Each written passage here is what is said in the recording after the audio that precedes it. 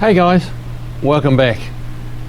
We're back on Project Swiss Cheese. Going to try and get these this custom inner wheel tub in, the stock outer wheel tub in, and then we can move on to the rockers, blowing this rocker off, getting a new rocker on, and finally the quarter. So yeah, it's time to start cutting. I've got this just clamped in place in its final resting place. We've got some excess metal here where they make the tub a little oversized, like over width.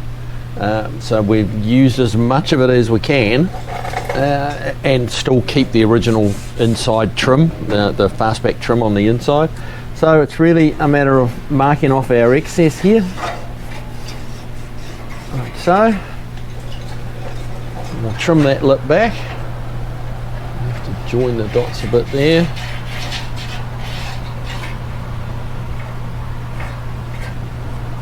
And we've kind of got a 1/2 inch flange on the inside of this, so we've got a little bit of wiggle room. It doesn't have to be an ultra precise cut, but you're gonna be close. Now the next one is we've got to mark out where the holes are going to go. We've got to do a bunch of plug welds around here into the nice little bracket that was supplied by Mustang Stafir. So I'm just going to reach around and mark that from the inside. You can still see me. I'll show you that when I pull it out, but it's really just a matter of just so we know where to drill the holes.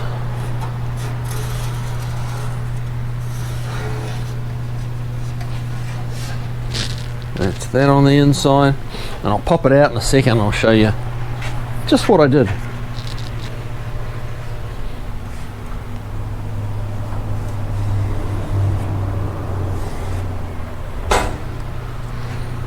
Right,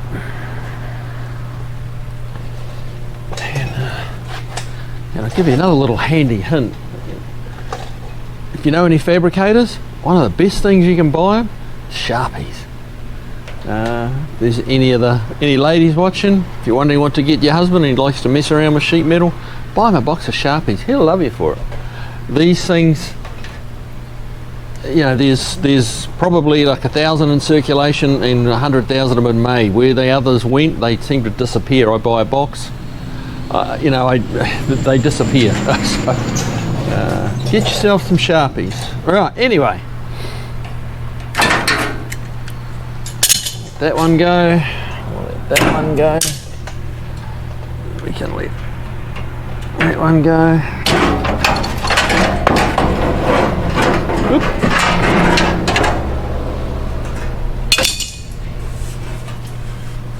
So, right, you can see the mark we got here. I'll trim that off.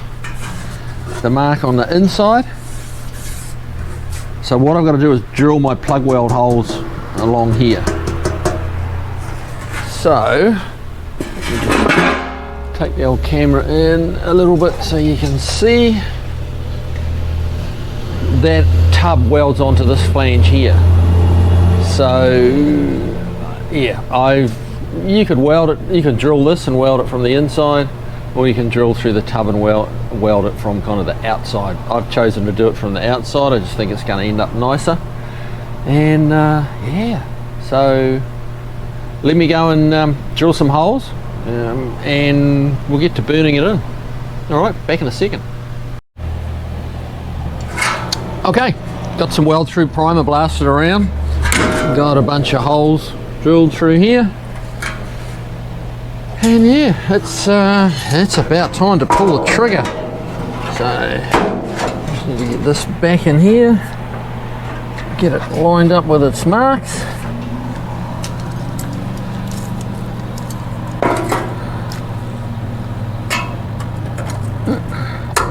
Yep.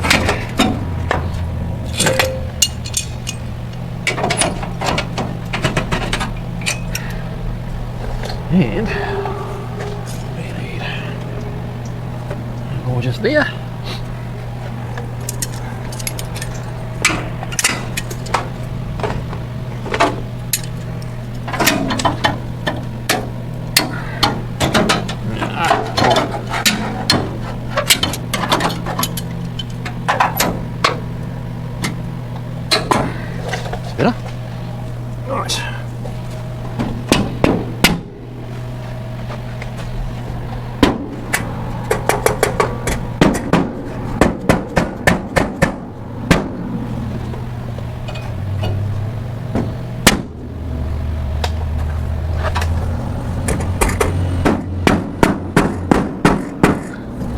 Try and get it worked up as tight and snug into here as it can. That's going to help us in the end result. Let me just check the inside. Pretty good.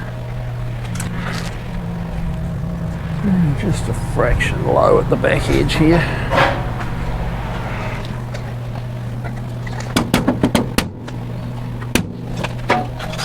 It's all about the 1/8 of inches, guys.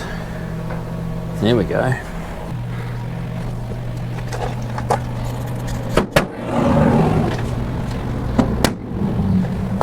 Right, time to start welding.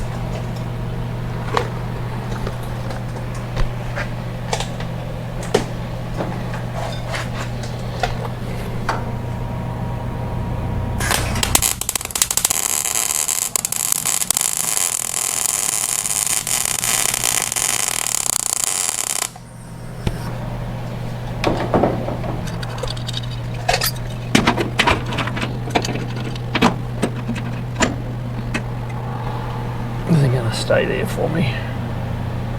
It doesn't want to. Can't always get the clamps where you want them, you know. So what I'm probably going to do is need to do a little tack here while I actually hold the clamp in place. Just want to make sure that's in the right spot, which it is.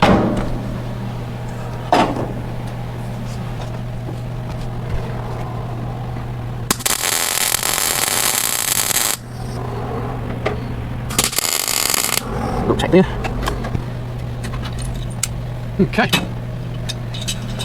Right, well I've got about another 30 of those to weld up. I'm just going to make sure everything seems to be lined up. I'll just do another little visual walk around. I'll get that burned in and I'll be back. And I'm back. Next day, new shirt, no microphones. But what you're going to do, so here I am, voiceover time again. Punched all the holes in the tub. Now just getting it all clamped in place, getting it lined up nicely with the base of that C-pillar there. That's all very structural around there. You do need to have that like just right and everything is fitting nice so you can weld it well and yeah, have a really good product when you're done. So yeah, here we go. Time to burn. And you just go around, do the plug welds, keep moving those clamps around.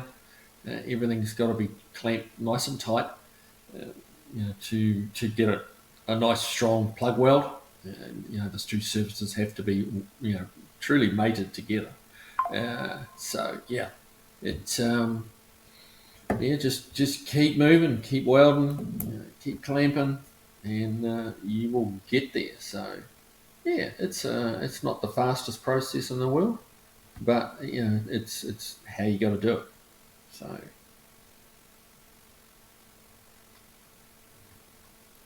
And remember, this is at 4 times normal speed, so yeah.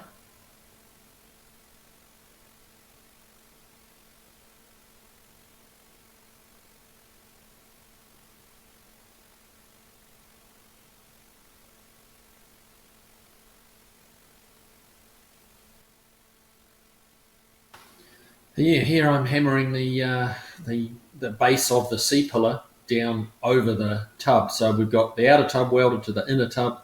Now we're welding that base of the C-pillar down onto the tub. So there's a very strong spine going across the top of that wheel tub there, which you know, just connects it to the roof, which connects it to the front pillars, the A pillar, the B pillar.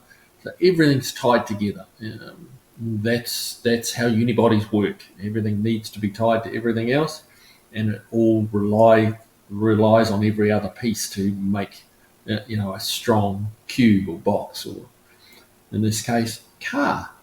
So yeah, don't ever underestimate just how reliant a unibody car is on every other piece of the car. So when you see rust, you know, don't think, oh, that's just a little bit there. You know, like it's a weak link. Now here, I'm, you know, we've got the tub done, so air chiseling the rocker off. It's a dirty job down there because all the sand's falling out and getting everywhere and blowing out with the air. But you got to get it off. And this is very much a rough cut, getting it off. So there goes the rocker, complete with a little nest of critters in there, which is a bit nasty. Still to do is removing all of this, where all the plug welds are. All of those plug welds around there have got to be drilled out and cleaned off that flange that where they spot weld them, and up into the base of the A pillar and the base of the B pillar. So all the work is not yet done. Okay, well, just to kind of go over what I did, obviously got it all off now. Started with the air chisel and just kind of roughed it out, air chisel and the cut-off wheel. Got the worst of it out, or the bulk of it, not really. The worst of it was what was all up under here. The rocker goes up and under here and welds up inside here, because this all goes on after the rockers are welded together. So we're splitting the rocker, not taking this off, so it makes it very hard to get at. And you've got to get a little bit creative when you're trying to weld it back in, because it should be spotted along here, but you can't get into here. So then you've got to drill holes from the back side. So we're going to weld it from this side till we get to here, go to the inside, weld along the inside edge, come back to the outside, weld along that edge, and it's the same back here on the B pillar. It tucks up in here, and again you can't get to it. So you've got to drill holes in the back here and weld it from the back, because we're kind of doing it all backwards, as they say, in that the rocker and the floor pan was an assembly, and then they added the sides to it, so that all this came down on top of the rockers, which were already welded, and then you could weld them around the perimeter. So it was that was definitely an easier way to do it, but when you're doing a restoration, that's not your reality, unfortunately. So we kind of cleaned all that off. A lot of this was removed with the spot weld cutter. Spot weld cutter, chisel, cut-off wheel, grinder, flat wheel, you name it. You just use whatever you can lay your hands on, whatever you need to get it off with. But it's important to get it all off and out of there. I have seen people just cut around here and kind of lay it over and weld it in, and it's just not the right way to do it. That would be quicker, and you'd have a few less nicks and grazes. But it's not the right way to do it. So I've got all the holes punched, and you'll see there's there's lots of holes along here. We've got a missing piece here. That's where the holes are pre-drilled on the inside. So this is gonna fit up like so. It fits between two layers at the front there. It will test you. A rocker is not something you really want to do as your first sheet metal project, but that's holding itself up. It's squeezed in enough that it'll actually support its own weight, but that's all got to be clamped up, and then seems like 400 spot welds. I'm sure there's not quite that many, but there's a bunch to do, and doing the ones under here, the plug welds are a bit of a bear, but it is what it is. It's all part of the fun, they say. So I'm just going to pop this off again now, get some weld through primer blown around, give it a minute to dry. We'll come back and start burning it in. Okay, let's do this. Get up in there. Get up in there. Get our lines marked, lined up.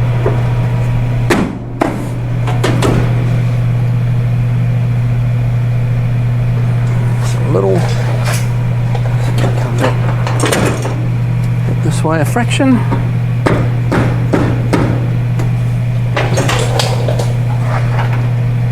There we go. And start clamping. Just going to push that up so it's all the way home.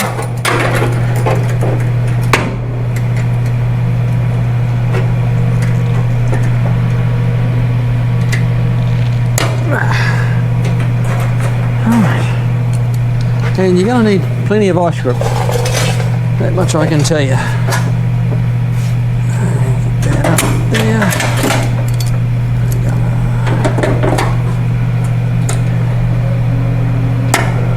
Ice grip there.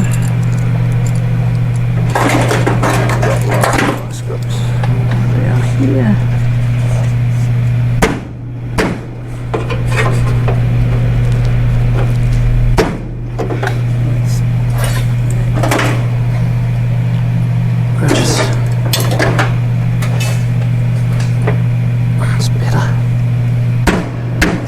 Everything's all the way home where it's in its final resting place, so to speak.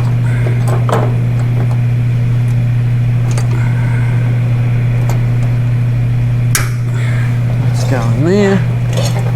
I'll reclamp that one.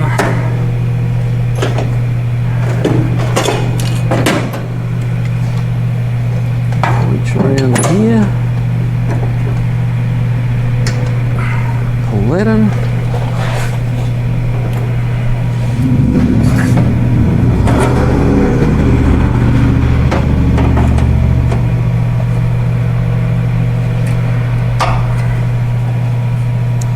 Gets a couple little welds in there.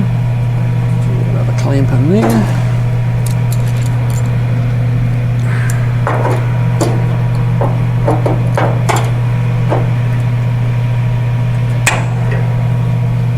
A little Sharpie line there is marking up perfect. Lining up perfect, I should say. At the moment we'll just clamp the top edge, get that burned in, and yeah, might even use a few Tech screws here and there to make sure things are absolutely nice and tight. But time to start welding.